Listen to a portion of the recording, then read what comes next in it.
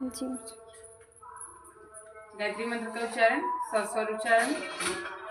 ओम भूर्भुवः स्वः तत्सवितुर्वरेण्यं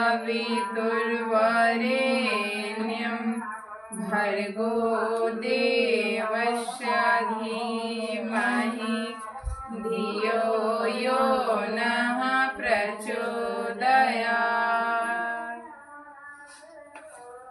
ये शुरू करते हैं क्लास 12 के सूरदास द्वारा रचित पद। क्या पढ़ना है आज? सूरदास द्वारा रचित पद, है ना। देखिए, सूरदास सगुन भक्ति धारा के कवि है। किस भक्ति धारा के कवि है? सगुन भक्ति धारा। सगुन भक्ति धारा का अर्थ हुआ कि ये साकार ब्रह्म का उपासना करते हैं। ये सगुन भक्ति धारा में भी दो धारा, एक कृष्ण मार्गी भक्ति धारा और एक राम मार्गी भक्ति धारा। तो ये कृष्ण मार्गी भक्ति धारा के संत थे। किस मार्गी भक्ति धारा के? कृष्ण मार्गी भक्ति धारा। आइए जानते हैं इनके जन्म के ईस्वी पे विवाद है। सभी लोगों ने इनके जन्म के बारे में भी अलग अलग बताया है। ऐसे मेनली इनका जन्म 1478 ईस्वी में माना जाता है। कब माना जाता है? 1478 ईस्वी में। 1478 ईस्वी में। और साथ साथ इनके जन्म स्थान पे भी विवाद है। लेकिन यहाँ पर अभी हम बता रहे हैं आप सभी को, जो कि इंटर क्लास के टेक्स्ट बुक से लिया गया है। इनका जन्म स्थान दिल्ली के निकट सीही नामक ग्राम में। कहाँ है? दिल्ली के निकट सीही नामक ग्राम में। दिल्ली के निकट सीही नामक ग्राम में। ठीक है। जब इनका जन्म हो गया तो वो दूसरे जगह पे चले गए। हाँ, एक चीज और ध्यान दीजिए, इनके बारे में एक खास विशेषता ये है कि ये जन्मांध थे। जन्मांध कहने का तात्पर्य हमारा ये है कि ये जन्म से ही अंधे थे, अर्थात इनको दिखाई नहीं देता था। ठीक है।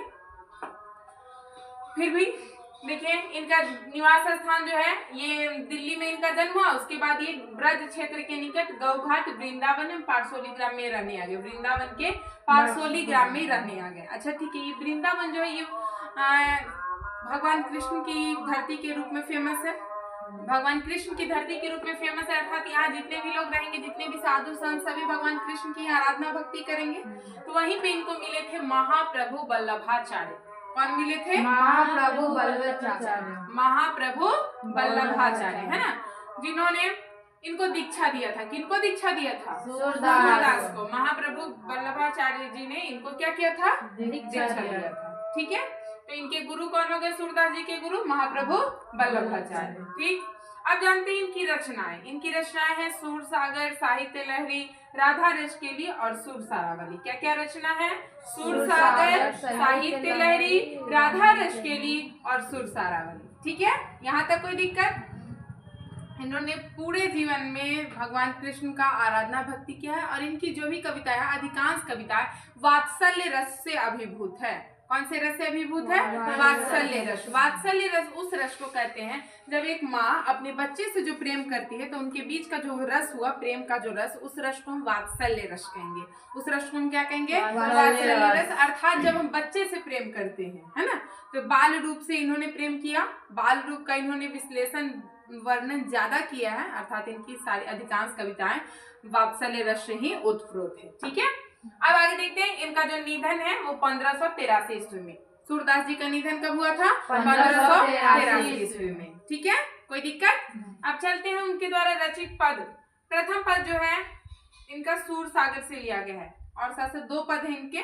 दो पद में है, एक है जागिए ब्रजराज कुंवर। प्रथम पद अभी हम आप लोग को पढ़ाएंगे और इसी का अभी भावार्थ बताएंगे।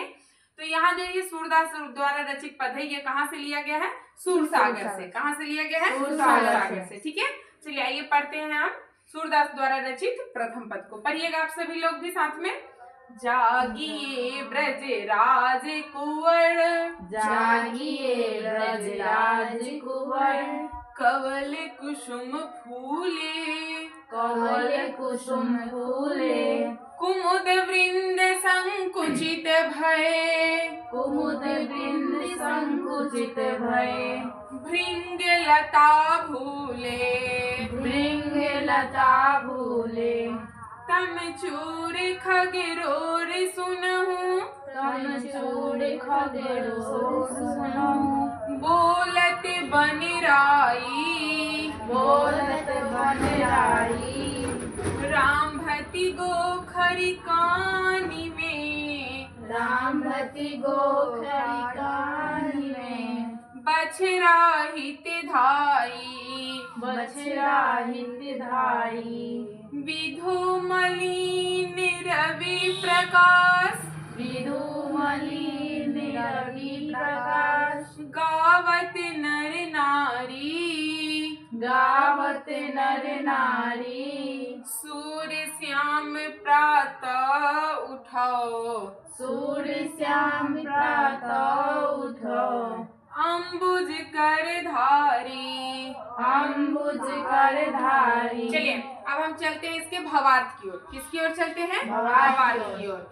इन पंक्ति ये जो पंक्तियां हैं स्पष्ट रूप से हमको दिखाई दे रहा है कि इसमें भगवान जो कृष्ण है एक बच्चे के रूप में उनको माना गया है कि वो एक छोटे से नन्हे से बच्चे हैं, ठीक है। और एक नन्हे से बच्चे को किस तरह से उसकी माँ तरह तरह का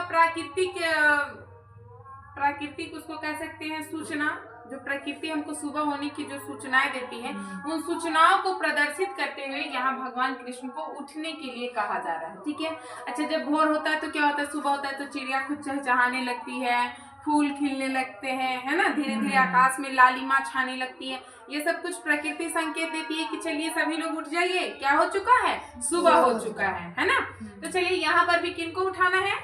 भगवान श्री कृष्ण को। किनको उठाना है? भगवान श्री कृष्ण। भगवान श्री कृष्ण को एक भक्त उठा रहे हैं और वो भी भगवान कृष्ण बाल रूप में है, अर्थात बच्चे हैं अभी, तो उनको उठाया जा रहा है। तो देखिए क्या है यहाँ पर, जागिए ब्रजराज कुंवर। इसका मतलब हुआ हे ब्रज के राजकुमार, हे ब्रज के राजकुमार आप जागिए, है ना। कवल कुसुम फूले, कवल, कवल मतलब कमल जो है, कुसुम कमल का जो फूल है वो फुला चुका है, खिल चुका है ना।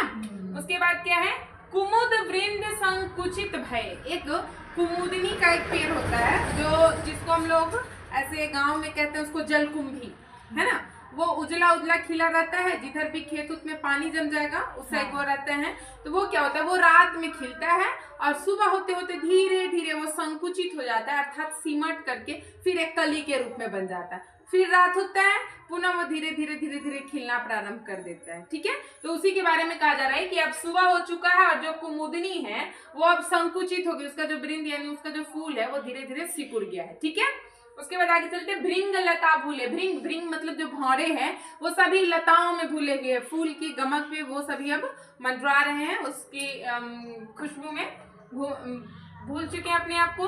तमचूड़ खगरोर सुनहु बोलत बने राय, है ना। यहाँ पर क्या कह रहे हैं कि जो तमचूर मतलब मुर्गा, है ना, ये जो मुर्गा है वो भी क्या है कि उसका भी रोर सुनाई देता है। जैसे ही सुबह होगा तो मुर्गा बाक देना शुरू कर देगा, है ना।